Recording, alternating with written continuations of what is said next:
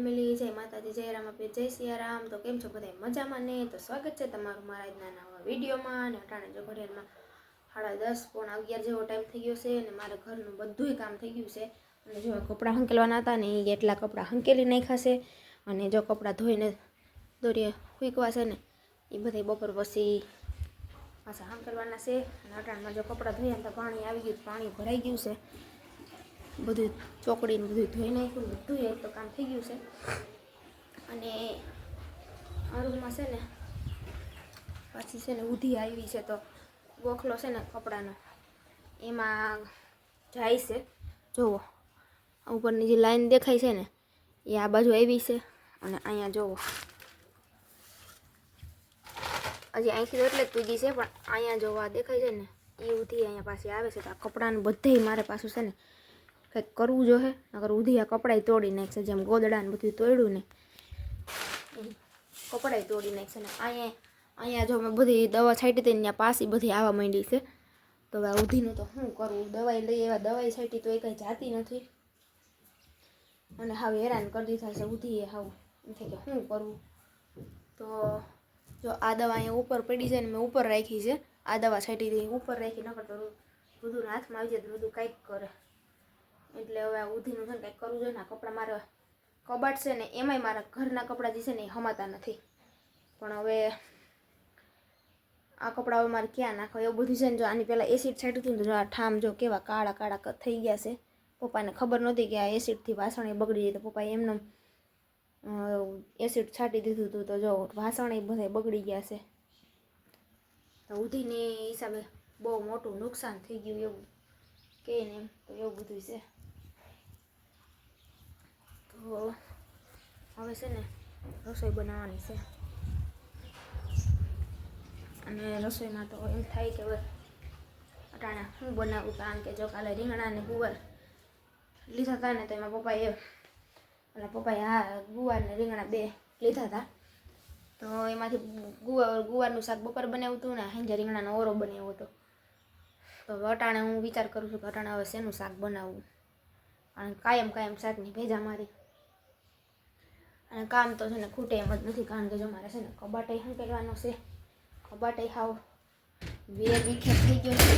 જો કબાટે થઈ ગયો છે, જો આ કબાટ હંકેલવાનો છે, આ કપડાં બધાય એટલે બધાય હાવ વિખાઈ ગયા છે। અને નીચેનો કબાટ તો મેં હંકેલી નાખ્યો હતો, પણ આ રુદુન પપ્પા છે ને એના કપડાં કાઢે ને એટલે બધું પાછું વીખી નાખે, જો આ બધું મેં હંકેલી નાખ્યું હતું, આવું બધું પાછું જો કરી નાખ્યું। મેં એને કેટલી વાર કીધું તમારે છે ને અહીંથી કપડાં ન કાઢો, હું તમને કાઢી દઈશ, પણ એ છે ને તો અહીંથી કાઢે ને બધું વીખી નાખે। તો હવે વિચાર કરું છું કે બપોર પછી જો ટાઈમ મળે ને તો કબાટ હંકેલી નાખું, હજી ટાઈમ મળે તો, કારણ કે જો અટાણમાં તો કામ એટલું હતું ને કે નાવાનો વારો એવો નથી, તો બપોર પછી નાવું છે અને આજે ટાઈમ મળશે તો કબાટ હંકેલી નાખું, કારણ કે આ બધું જોઈને મને છે ને હાવ મજા નથી આવતી। આ કબાટ જો કેવો કરી નાખ્યો, હાવ બધુંય વીખી નાખ્યું છે। અને આ હાડીયું છે ને જે વધારાની જો કે હું તો પહેરતી જ નથી હાડી ઘરમાં મને આમ પહેરવાનો શોખ બહુ, પણ છે ને મને આમ કામમાં ફાવે નહીં એટલે હું કંઈ પહેરતી નથી। ત્યાં બધી હાડી મને એમ થાય છે કે હું છે ને હંકેલું ને ત્યાં બધી હાડી આમાં સેટીમાં છે ને સૂટકેસ છે ને મોટી એમાં ભરી દઉં, એટલે હવે ગમે તે હંકેલીને ત્યાં એમ કરવું જોઈએ, સૂટકેસમાં બધી ભરી દેવી છે। અને જો આ ચોલી છે ને મેં શિવરાત્રિના મેળામાંથી લીધી હતી આ, પણ હજી છે ને મેં એક વાર પહેરી નથી, લઈ તો લીધી પણ હવે છે ને પહેરવી ગમતી નથી। બાકી છે મસ્ત, જો કલર ને બધું મસ્ત છે, મેં બ્લાઉઝ સીવડાવી લીધું છે, પણ મને છે ને પહેરવી નથી ગમતી। લઈ તો લો પણ પછી છે ને ગમે નહીં, મારું કામકાજ એવું છે। તો છે ને હવે ઋતુન પપ્પાને પહેલાં ફોન કરીને પૂછી લઉં કે શાક શેનું બનાવવું, પછી છે ને 12 વાગે હમણાં આંગણવાડીથી ફોન આવ્યો હતો કે રુદુનું વજન કરાવી જાઓ ને 12 ભોગના પેકેટ આવે ને એ પેકેટ લઈ જાઓ, એટલે મેં રુદુન પપ્પાને ફોન કરીને કહી દીધું છે કે તમે 12માં 5-10 મિનિટની વાર હોય ને તો તમે આવી જજો, એટલે વજન થઈ જાય અને પેકેટ આવી જાય। તો એવું બધું છે ને, કારણ કે સહી કરવાની છે એટલે મારે જવું જોઈએ, નકર તો એ દુકાનેથી આવે ને ત્યાં રસ્તામાં જ આંગણવાડી આવે, લેતા આવે ને તો હાલે, પણ મારે સહી કરવાની છે એટલે એમને નહીં આવે। એટલે ભાઈ આ રુદુન પપ્પા આવે ને તો હું ફટાફટ છે ને રસોઈ બનાવી લઉં। રસોઈમાં તો ટમેટા પડ્યા હતા ને તો મેં કીધું જો સેવ ટમેટાનું શાક બનાવી નાખું, સેવ લઈ આવીશું. અને સાંજે ઓરો બનાવ્યો હતો ને જો ઓરો રુદુન પપ્પાને બહુ ભેવ હતો ને રાતે બપોર ખાય એટલે ઓરોય છે ને તો થોડુંક સેવ ટમેટાનું શાક બનાવી નાખું. અને બાકી તો જો અહીં બારી મેં ખોલી નાખી એટલે છે ને વઘાર કરીને બધું વઘારમાં બાયણે ઉડી જઈને અંજારવું પડે. નકર તો છે ને મને બંધ હતી ને પવન, મને બહુ પવન હતો ને મેં બંધ રાખીને બધું ભરાઈ દીધું, હવે ચીકણું ચીકણું થઈ ગઈ. એટલે હવે મેં છે ને ખોલી નાખી છે, બહુ પવન હોય એટલે પછી બંધ કરી દઉં. તો હાલો ફટાફટ રસોઈ બનાવી નાખું.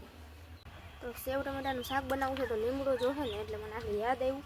અને જો હું લીમડો તોડવા આવી છું ને પહેલાં મારે છે ને જોવું પડે અહીંયા કે અહીંયા વાળા બેન બેઠા નથી ને, પીલું બેન નકર તો છે ને વાહે ધોડે તો એટલે બીક લાગે.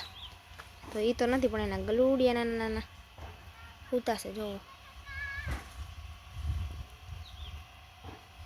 જો લીમડો અહીંયા છે ને તો નથી ને તો ફટાફટ તોડી લઉં.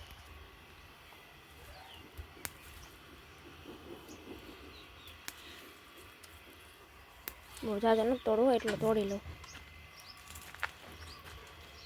અને અહીંયા જો કેવા ઉતાશે બધા ઢગલો થઈને કાળા છે એટલે દેખાય નહીં હરખા.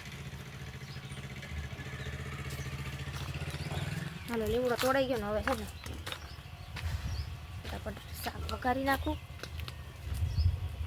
તો દૂધ પપ્પા આવી જાય. તો જો આંગણવાડી ગયા હતા ને ત્યાંથી જાઓ પેકેટ લઈ આવ્યા છે. જો આવા પેકેટ આવ્યા છે બાલ શક્તિના.